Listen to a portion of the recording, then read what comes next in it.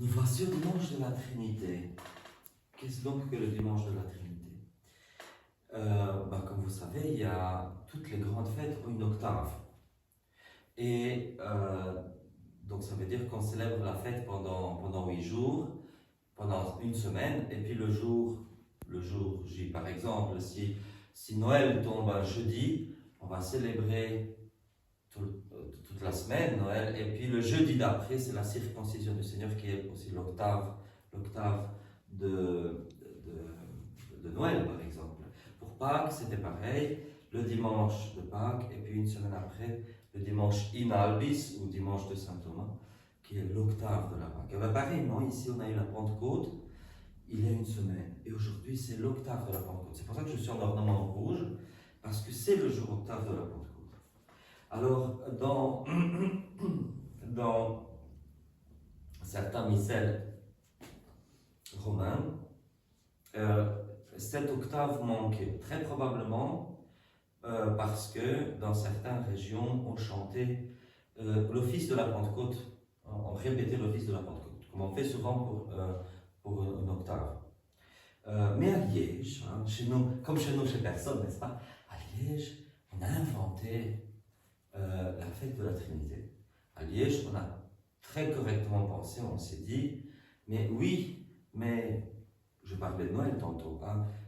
L'octave de Noël, ça prend une petite nouvelle dimension, c'est la même chose, mais ça ajoute un petit quelque chose, c'est que c'est la circoncision du Seigneur. Pareillement, l'octave de Pentecôte, on va ajouter parce que ça conclut tout le cycle pascal, donc on va nous focaliser davantage sur la Trinité. Et en fait, il y avait déjà eu une messe votive de la Trinité qui avait déjà existé, qui probablement est née en Angleterre. Enfin, avec des ajouts liégeois, bien sûr, parce que, comme chez nous, chez personne, n'est-ce pas? Donc, on a ajouté quelques petits trucs. Donc, l'office de la Trinité, il est liégeois, / anglais. Voilà. Et ces petites optiques, ça a été repris. Après ça, les pays nordiques, y compris le diocèse de Liège, ont décidé que le dimanche après la Pentecôte, c'est décalé d'une semaine. Donc, voilà. Mais nous, on ne va pas décaler pour des raisons pratiques, pour la fête Dieu, etc. Parce que dans quelques jours, c'est la fête Dieu. Donc, le cycle pascal, on dit qu'il est fini aujourd'hui, mais en réalité, il n'est pas tout à fait fini, puisqu'il reste encore la fête Dieu, donc, qui se rattache encore au cycle pascal. Donc, tout est relatif, n'est-ce pas? Donc, voilà, le cadre de la fête de la Trinité. Et donc, quand on baptisait, comme je vous ai dit une autre fois, vous savez que le jour le plus propice au baptême, c'est, qui sait me dire le jour? Pâques, plus exactement le samedi saint, à la Vigile pascale. Et donc, le deuxième jour le plus propice au baptême, c'était la Pentecôte. Baptême, confirmation, première communion, Pentecôte.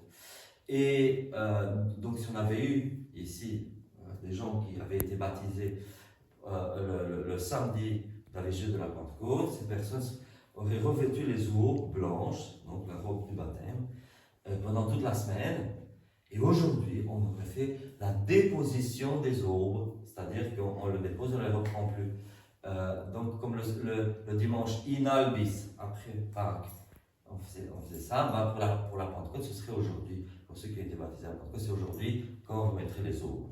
On les enlèverait définitivement. Mais on n'a pas eu à la Pentecôte ici de gens baptisés. Sachez quand même que, par exemple, en Angleterre, encore à la fin du premier millénaire, il y avait encore des adultes qui se faisaient baptiser et on considérait qu'à Pâques, il faisait trop froid. Donc, la fête par excellence pour baptiser les gens, c'était la Pentecôte, à cette époque-là. Voilà. C'est de là qu'en anglais, le mot pour la Pentecôte, le mot le plus ancien, c'est Whit Sunday, qui signifie le dimanche en blanc. Voilà. Alors, la Trinité. Je vais parler un petit peu de la Trinité. Je sais que je n'ai parlé l'année passée.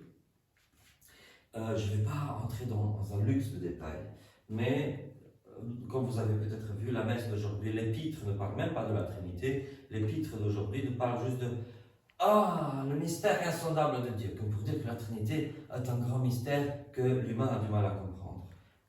C'est vrai, mais comme je vous ai rappelé, c'était à la base une messe votive qui n'avait pas pour vocation expliciter le dogme de la Trinité, de dire nous croyons en un Dieu, trois personnes, mais c'est un grand mystère. N'empêche, les catéchismes plus anciens et les œuvres théologiques plus anciennes ont tendance à dire la chose suivante. Dans l'Ancien Testament, disent-ils, la Trinité n'était pas montrée de façon très évidente, très manifeste. La Trinité était plutôt devinée, elle était plutôt cachée. Et c'est dans le Nouveau Testament que nous avons une manifestation explicite de la Trinité. En partie c'est vrai, mais en partie non. Parce que nous imaginons, quand nous lisons la Bible, quand nous lisons l'Ancien Testament, nous imaginons en réalité que les Hébreux, à la base, adoraient un Dieu unique. Ou que, qu'ils adoraient comme les Juifs de nos jours, les musulmans de nos jours, un Dieu, je ne dis même pas unique, un Dieu en une personne. C'est pas vrai en fait. Quand nous lisons le livre de la Genèse, on voit qu'il y a deux récits de la création.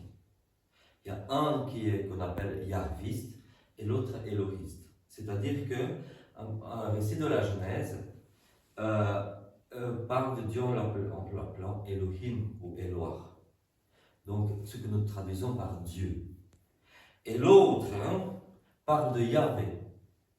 Et il faut savoir qu'en fait, pour les Hébreux très antiques, du premier temple, donc avant le deuxième temple même, très antique, très anciennement, ils adoraient Eloah, qui mettait au pluriel Elohim, ils adoraient Yahweh, ils adoraient El Shaddai.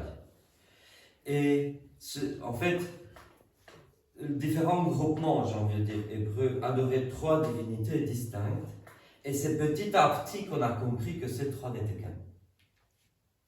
C'est pas qu'au début ils adoraient un seul et qu'on a découvert être trois, mais ils en adoraient trois qu'on a découvert être un.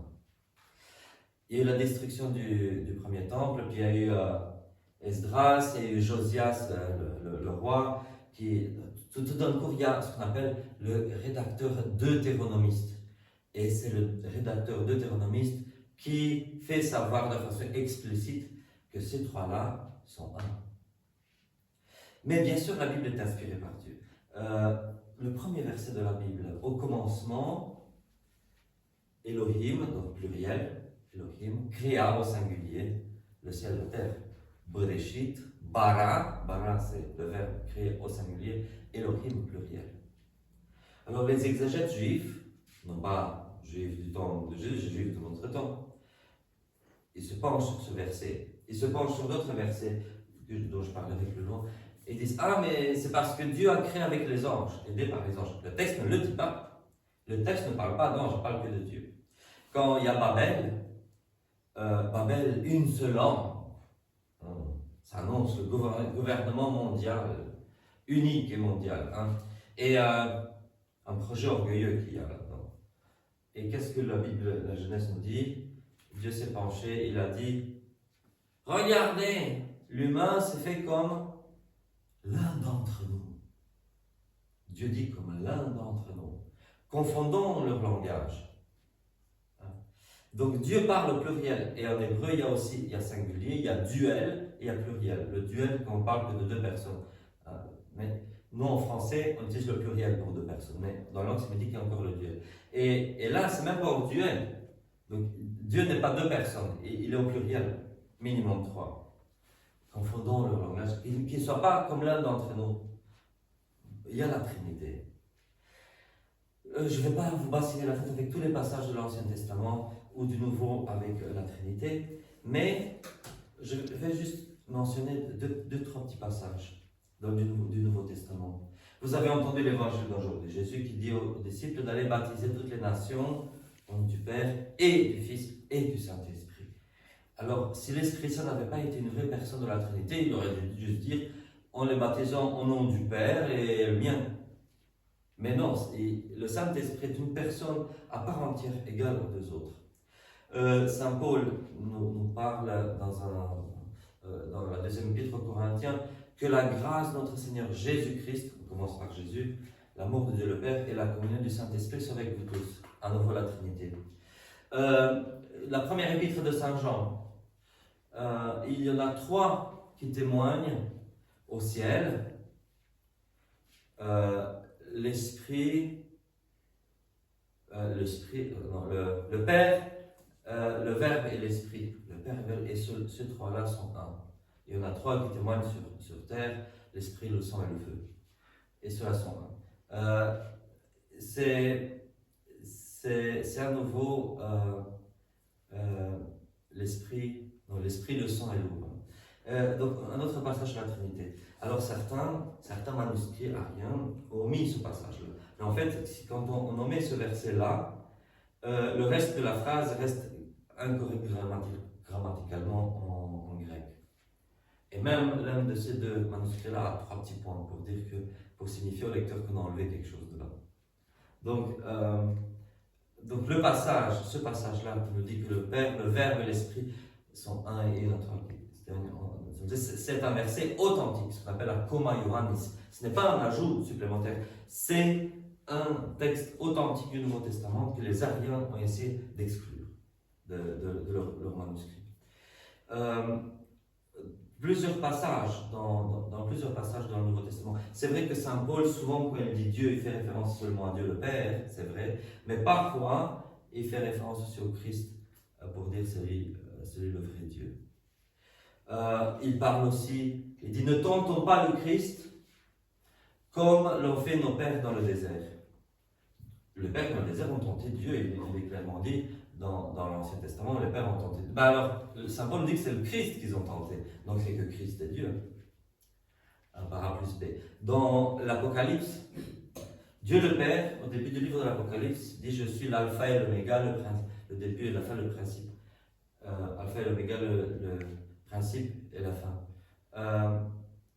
Et à la fin du livre de l'Apocalypse, c'est Jésus qui dit ça. Je suis l'alpha et l'oméga, le principe et la fin. Donc Jésus, il manifeste sa divinité à la fin du livre de l'Apocalypse. Voilà, les passages sont nombreux. Je peux vous en citer un autre.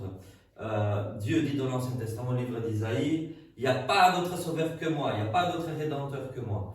Et dans le Nouveau Testament, c'est Jésus qui se proclame être le rédempteur et le sauveur. Et en plus, c'est dans l'Ancien Testament, Dieu dit qu'il n'y a pas un deuxième, il n'y a pas que lui seul. Il y a que lui seul. Et Jésus dit que c'est lui le rédempteur et le sauveur. Alors, soit il usurpe Dieu, soit il dit l'homme qu'il est Dieu. Et il y a quelque chose de très intéressant parce que dans l'Évangile, selon Jean, chapitre 5, si je ne me trompe pas, il y a un truc très intéressant. Quand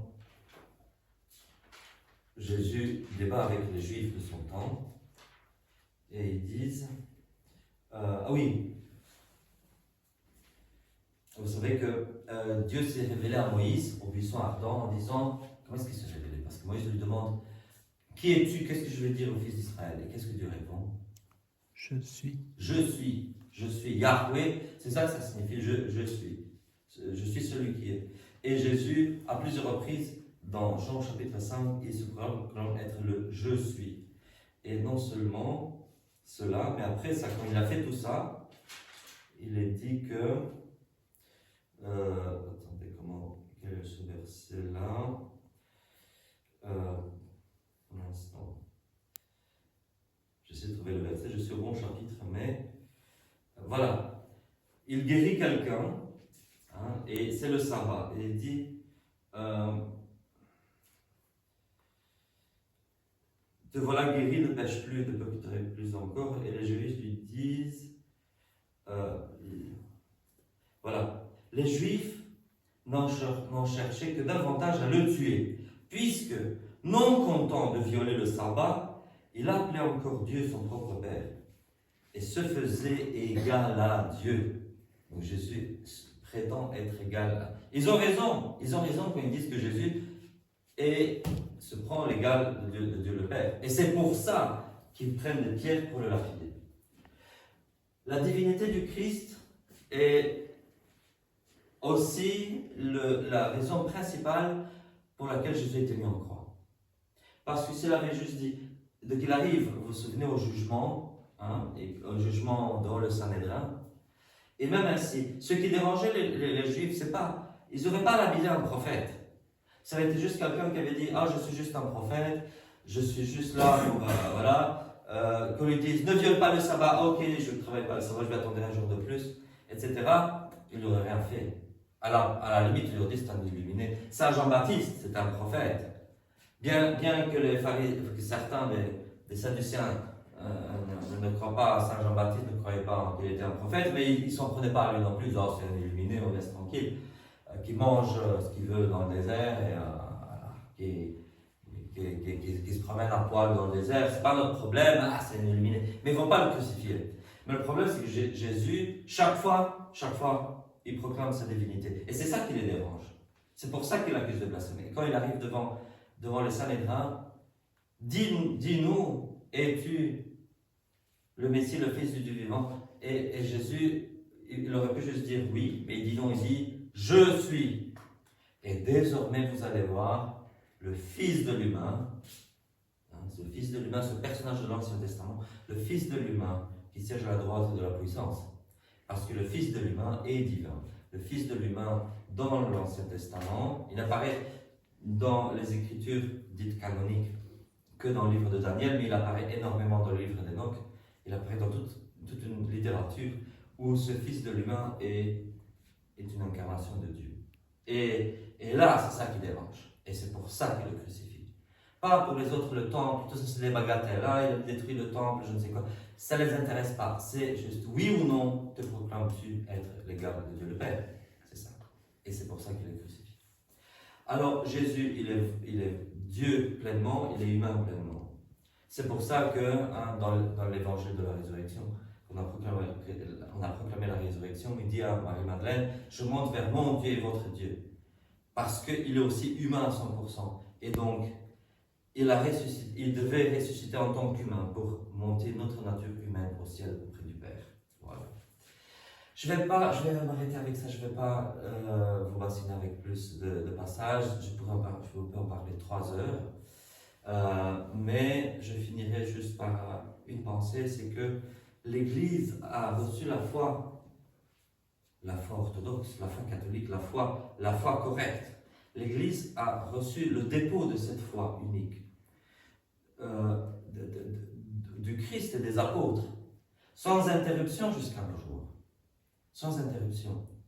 Et l'Écriture, c'est le cœur de la tradition de l'Église. La Bible n'a pas été parachutée du ciel en disant « boum, maintenant, ça c'est un manuel pour faire l'Église ». Non.